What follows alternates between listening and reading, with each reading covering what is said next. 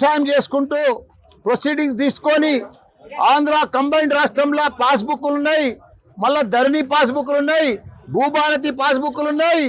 అన్ని వాళ్ళు వ్యవసాయం చేస్తూ ఉన్నా కానీ ఇప్పుడు 1000 ఎకరాల 1049 ఎకరాలు అది గత 60 సంవత్సరాల సంది కూడా చేస్తుంటే వాళ్ళను ఇప్పుడు వచ్చి ఈ భూమి ఎవరిదో అమెరికా అయినది, ఎవరిదో సాదాబాయినామైనది, ఏదో చిన్న కేసు ఒక 7 ఎకరాలలో తీసుకొచ్చి ఆ భూమి వేరేల పేరు మీద ట్రాన్స్ఫర్ చేయడము, ఒక 50 ఎకరాల ఐటీసీ కంపెనీది ఎవరి తెలియకుండానే ఐటీసీ కంపెనీ భూమి మార్చుకోవడము, ఇట్లా రకరకాలు.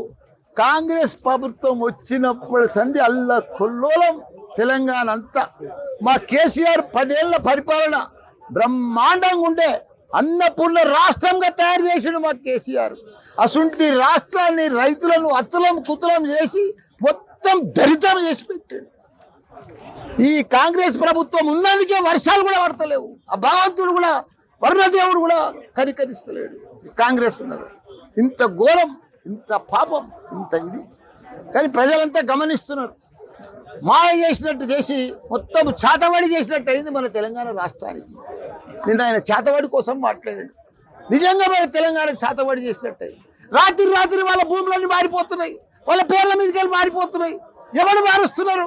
కలెక్టర్ లేరా, ఆర్డీఓ లేరా, రెవెన్యూ మంత్రులు లేరా, అధికారులు లేరా? ఎట్లా మారుతాయి? రాత్రి రాత్రి చేతవాడి చేసినట్టు మారుతాయా చెప్పండి? సీఎంకు తెలియదా ఇవన్నీ? 2 జిల్లాలల్లా, రంగారెడ్డి జిల్లా, మేడ్చల్ జిల్లాల 1 కోటి ఎకరాల చిల్లరకు 22A తీసుకొచ్చిరా. అది ఎవరు తీసుకొచ్చిర్రు? రెవెన్యూ మినిస్టర్కి తెలియదా? కలెక్టర్లకు తెలియదా? అది మాయ చేసి అదే శాతవాడితో వచ్చేసి 22A అని అందరికీ. కంప్యూటర్ మిస్టేకా? ఒక్కరికి పడుతుంది మిస్టేక్, ఇద్దరికి పడుతుంది. ఇంత 100,000 ఎకరాలకు 22A వచ్చిందా? ప్రతి ఒక్కరు పరిశాలలో తిరుగుతున్నారు. బిల్డర్స్ అంతా సగం అమ్ముకున్నారు, సగం 22A వచ్చింది, మధ్యలో ఆగిపోయింది. వాళ్ళంతా ఆర్డీఓ కలెక్టర్ తానికి పోతే ఆ కలెక్టర్ ఏం చేస్తుండు, ఇది నేను తీయలేను, మళ్ళీ నువ్వు ఎంఆర్ఓ తానికి వెళ్ళి రావాలి, ఎంఆర్ఓని కలవాలి, ఆర్డీఓని కలవాలి, కలెక్టర్ని కలవాలి, రెవెన్యూ మినిస్టర్ని కలవాలి. ఏం పాపం, ఏం ఘోరము.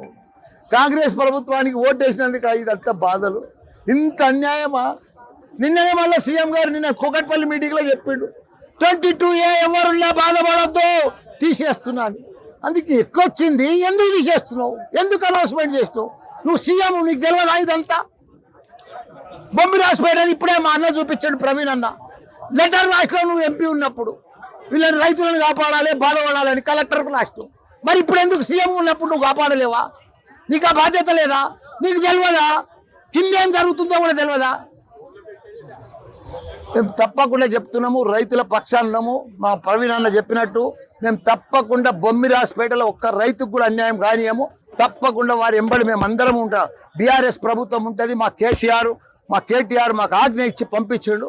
ఈ భూములు కాపాడాలి, మన రెస్పాన్సిబిలిటీ. నేను కూడా యాజ్ ఎమ్మెల్యేగా నా రెస్పాన్సిబిలిటీ. ఎంత వరకైనా వాళ్ళ ఎంబడి పోరాడతాం, తప్పకుండా వాళ్ళ భూములు కాపాడుతాం.